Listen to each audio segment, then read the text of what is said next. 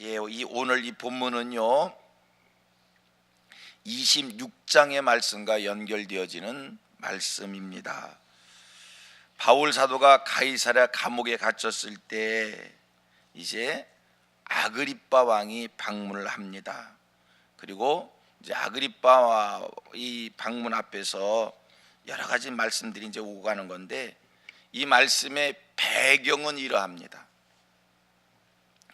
베스도 총독이 공정한 재판을 하지 아니하니까 바울 사도가 로마 시민권자를 가진 사람으로서 공정한 재판을 받기를 원해서 나를 로마 황제에게 보내달라, 가이사에게 고한다, 이렇게 외쳤습니다.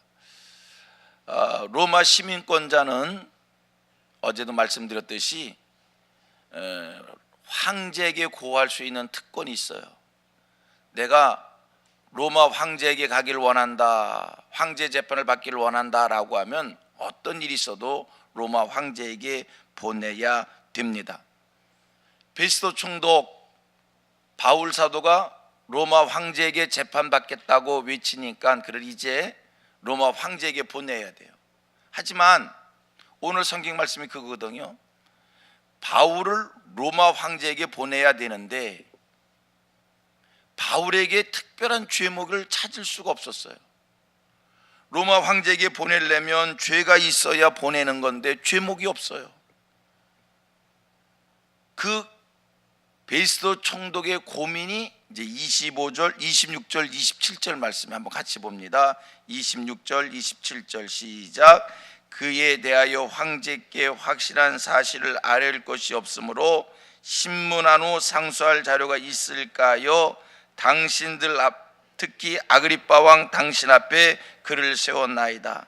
그 죄목도 밝히지 아니하고 죄수를 보내는 것이 무리한 줄 아나이다 했더라. 무슨 얘기냐면 베스도 총독이 바울을 로마에 보내야 될 텐데 죄목이 없으니까 죄목을 찾고자 하여 아그리빠 왕을 지금 불러낸 겁니다. 불러낸 이유, 바울에게서 어떤 죄목을 조금이라도 찾을까 해서 아그리빠 왕의 도움을 얻고자 하여 아그리빠 왕을 불러낸 것이고, 성경 말씀을 보면 이 아그리빠는 오늘 버니게와 같이 등장을 합니다. 자, 그러면 여기서 이제 하나 생각하고 살피고 지나갈 게 있어요. 베스도 총독이 바울의 제목을 찾기 위해서 아그리빠 왕을 불러왔어요. 자, 이 바울의 제목이 뭔가 좀 같이 좀 찾자는 거예요. 오늘 본문에 등장하는 이 아그리빠 왕은 누구냐라는 게, 도대체 누구냐, 이 아그리빠 왕 누구냐. 여러분, 우리가 성경 보면 헤롯 왕에 대한 이야기를 많이 듣습니다. 헤롯 왕. 오늘 본문에 등장하는 아그리빠 왕은 헤롯 왕의, 헤롯 대왕이라고 얘기합니다. 헤롯 왕의 손자가 되는 사람인데, 일반적으로 헤롯 왕 하면 우리가 기억하는 게 예수님이 태어나실 때 2살 이하의 모든 아이들을 죽였던, 예수님이 태어날 때에 헤롯 왕이 있습니다. 우리는 그 사람을 헤롯 대왕 이렇게 표현하기도 합니다. 이 헤롯 왕은 참 못됐어요. 동생의 아내를 빼앗았어요. 세례 요한이 그것이 죄다 지적하니까 세례 요한을 목친 사람이 바로 헤롯 왕이에요. 헤롯 대왕. 그의 아들이 헤롯 아그리빠 1세입니다. 사도행전 12장에 가보면 사도 야고보를 순교시킨 사람이 있는데, 그 사람은 헤롯 왕의, 사도행전 12장에 등장하는 그 사람은 헤롯 왕의 아들 헤롯 아그리빠 1세입니다. 오늘 본문에 등장하는 헤롯은 헤롯 아그리빠 1세의 아들 헤롯 대왕의 손자가 되는 아그리빠 2세입니다. 그런데요, 이 아그리빠 2세가, 이 아그리빠 왕이 2세가 누구랑 같이 등장했어요? 버니게와 같이 등장했어요. 이 버니게가 누구냐? 참 설명하기가 복잡해요. 깨끗하지가 않아요. 이 촌수가 참 이상해요. 아그리빠 왕의 같이 사는 부인으로, 아내로 설명되어지는데, 또 살피면 자기의 동생입니다. 그러니까 누이하고 같이 사는 거예요. 도대체 이 헤롯 왕의 가문은 윤리적으로, 도덕적으로 뭐가 제대로 설명되지 않는 참 복잡한 집안입니다. 악행을 일삼았고 대대손손이 인륜과 도덕이 없는 그러한 집안입니다. 제가 이걸 왜 강조를 하냐면 드리고 싶은 말씀이 있어서 그래요. 아그리빠 왕 앞에 선 사도 바울을 한번 생각해 보셔봐요. 사도 바울은 지금 죄인의 모습으로, 완전히 죄인의 모습이잖아요. 감옥에 갇혀 있고 쇠사슬에 묶였을 때고 착고에 채워져 있었을 때이고, 그리고 아그리빠 왕 앞에 나와 섰습니다. 우리 생각해 보면 누가 죄인입니까?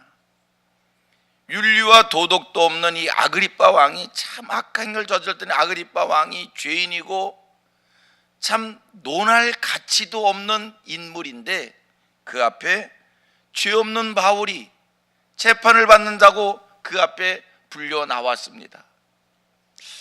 어떻게 생각을 해야 되나? 여러분, 이런 현실 앞에 우리가 얼마든지 신앙적 갈등을 가질 수 있는 거예요.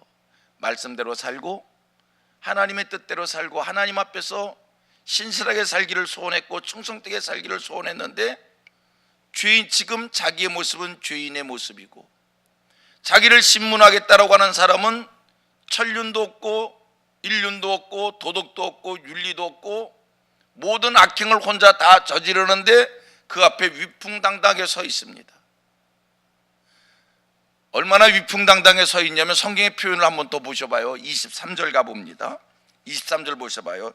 시작. 이튿날 아그리빠와 버니가가 크게 위엄을 갖추고 와서 천부장들과 시중에 높은 사람들과 함께 접견 장소에 들어오고 베스도의 명으로 바울을 데려오니, 악한 자는 위엄 있는 모습으로 위풍당당한 모습으로 높은 지위의 자리에 걸터 앉아서 하나님의 뜻대로 살기로 하고 신실하게 살고 충성되게 살고 옳게 살았던 사람은 죄인의 모습으로 불려 나오고, 여러분 바울이 인간적으로 한번 생각해 보면 참 얼마나 억울했을까, 얼마나 속상했을까.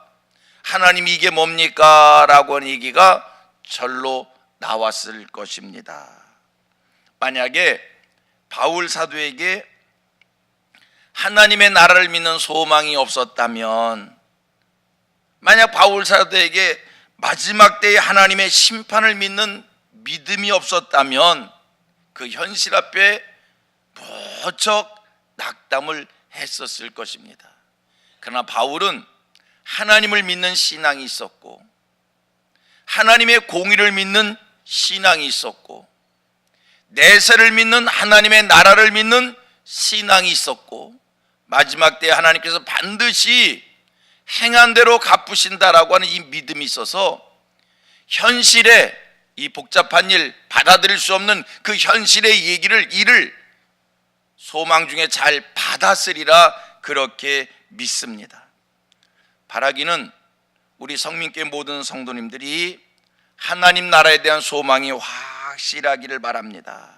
그래서 마지막 그날에 하나님의 분명한 심판이 있다는 그 믿음 가지고 오늘에 되어지는 일들 앞에 낙담하지 않고 그날을 바라다 보면서 오늘의 일들을 믿음으로 승리하는 이런 굳건한 신앙의 사람들 되기를 축복합니다. 보세요, 우리 하나님께서는요 행한 대로 갚아주시는, 우리가 수고한 대로 갚아주시는 그런 분이십니다. 오늘 내가 신실하게 살려고 합니다. 진실하게 살려고 합니다. 충성되게 살려고 합니다. 하나님 말씀대로 살려고 합니다. 하나님 앞에서 부끄러움이 없는 삶을 살려고 합니다. 그런데 가증스러운 이들이 권모술수에 익숙한 사람들이 세상에서 출세하는 걸 봅니다. 그런 이들이 거꾸로 나를 비난합니다. 나를 공격합니다. 여러분, 하나님을 믿는 신앙으로, 하나님께서 마침내 행한 대로 갚아주신다는 신앙으로 그러한 현실의 모순적인 것 같은 일들도 인내로 승리할 수 있게 되기를 축복합니다. 사기와 공갈에 익숙한 사람들이 큰 소리치고 살아요. 진실하고 신실하고 충성스러운 사람들이 힘들게 살아요. 오늘의 현실의 모습들을 우리가 봐요. 그래도 여러분, 하나님을 믿는 신앙으로 오늘을 이기시면요, 하나님께서 반드시 하나님 살아계십니다. 하나님의 뜻대로 사는 이들을 하나님이 하나님의 방법대로 높여주실 것이고, 하나님이 하나님의 방법대로 채워주실 것이고, 하나님이 하나님의 방법대로 성경대로 산 사람들을 축복해 주실 줄 믿습니다. 목사이기 때문에 가끔 이런 생각을 해봐요. 스펙을 자랑하고 정치를 즐기고 교만과 거드름을 피우는 사람들이 어떨 때 보면 목회를 화려하게 해요. 아무리 봐도 교만해 보여요. 거만해 보여요. 신실해 보이질 않아요. 아무리 봐도 정치하는 목사예요. 아무리 봐도 스펙만 자랑하는 사람이에요. 근데 어떤 이는 이름 없이 빚도 없이 신실하게 진실하게 충성되게 목회하는데 시골에서 작은 목회를 해요. 개척교회에 힘든 목회를 해요. 이게 뭘까? 이런 생각이 들 때도 있는 게 사실입니다. 그러나 여러분, 하나님은 하나님의 방법으로, 하나님께서 하나님의 사람들을 하나님의 방법대로 세워주시고, 하나님께서 기억하시고 하나님께서 높여주실 줄로 믿습니다. 오늘의 현실 보여지는 것에 여러분, 우리가요 하나님을 믿는 신앙이 확실하지 않으면 현실적인 것 때문에 우리가 상처받고 고민에 빠지고 낙담할 때가 있을 수 있는 겁니다. 오늘 바울 그런 생각 들지 않을 것 같아요? 자기는 지금까지 하나님을 위하는 삶을 살았거든요. 복음을 위한 삶을 살았거든요. 언제 바울이 자기 자신의 삶이 있었습니까? 언제 바울이 윤리와 도덕을 범한 적이 있습니까? 언제 바울이 사욕을 쫓은 적이 있습니까? 언제 바울이 교만을 떨은 적이 있습니까? 그런데 지금 자기는 죄인이요.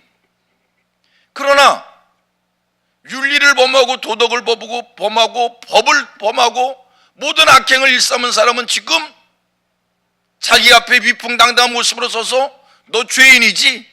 너 무슨 죄 졌어? 이렇게 자기를 추궁하고 있습니다. 흔들릴까요? 안 흔들릴까요? 신앙이 확실하지 않았으면 흔들렸을 겁니다. 우리 성민의 성도님들, 하나님을 믿는 신앙이 확실하셔서 우리는 현세와 내세를 믿습니다. 현세는, 오늘은 영원한 내세와 비교할 때 한 점에 불과합니다. 지나가는 겁니다. 순간인 겁니다. 이 순간적인 것, 한 점에 불과한 것 때문에 내세를 잃어버리지 않은, 영원한 것을 잃어버리지 않은 신실한 종들이 되기를 축복합니다. 우리가 세상을 살다 보면 이런 일 저런 일로 인하여 적당히 타협하며 살까? 이런 충동을 받을 때가 있어요. 내가 윤리를 지키고 법을 지키고 내가 하나님의 말씀을 지키고 그렇게 산다고 해서 누가 알아주나? 윤리와 도덕과 법과 하나님의 말씀을 무시하고 사는 사람은 잘 사는데 적당히 타협하고 살까? 이런 생각이 밀려올 때가 있을 겁니다. 그래도요, 신앙으로 사십시다. 하나님 살아계십니다. 하나님이 하나님의 방법으로 하나님의 사람들을 세워주실 줄로 믿습니다. 그 믿음 가지고 오늘도 누가 알아주지 않아도 충성되게 사십시다. 하나님 앞에 사십시다. 세상 사람들이 날 몰라줘도 하나님이 나를 기억하시면 되는 거예요. 믿음 가지고 여러분, 세상에서 멸시받고 철대받고 누가 알아주지 않는 것 때문에 흔들리지 말고 하나님을 믿는 사람답게 오늘도 신실함과 진실함과 충성됨과 성경 말씀을 이루는 거룩함이 오늘 저와 여러분들에게 채워지는 은혜의 축복이 있기를 축원합니다. 같이 고백합니다. 나는 하나님이 계신 것을 믿습니다. 하나님께서는 성경대로 복을 주십니다. 아멘. 하나님이 성경대로 복을 주신 것을 믿고 현실에 타협하지 말고, 삐뚤어진 사람들이 잘 되는 것을 보고, 삐뚤어진 사람들이, 권모술수에 익숙한 사람들이 잘 되는 것을 보고 흔들리지 말고 좌로나 우로나 치우치지 않고 꿋꿋하게 정도를 가는 우리 성민의 권속들 되기를 주님의 이름으로 축원합니다.